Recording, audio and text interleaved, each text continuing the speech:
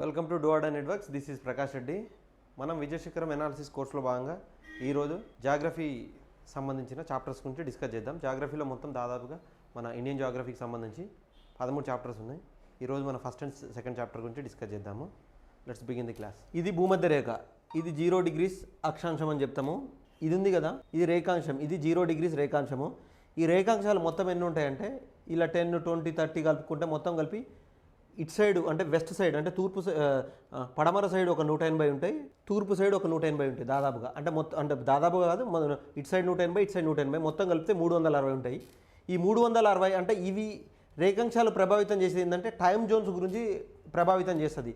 ఈ అక్షాంశాలు ఇది ఉంది కదా, ఈ అక్షాంశాలు అనేది ఏ ప్రభావితం చేస్తుంది అంటే సన్ రేస్ అనే ఏ విధంగా పడడం దాని గురించి ప్రభావితం చేస్తాయి. ఈ రెండు కలిపినప్పుడు రేఖాంశాలు మరియు అక్షాంశాలు రెండు కలిపినప్పుడు ఒక ప్రిసైజ్ లొకేషన్ అంటే ఎగ్జాక్ట్ లొకేషన్ అనేది డిసైడ్ చేయడానికి ఇది ఉపయోగపడుతుంది.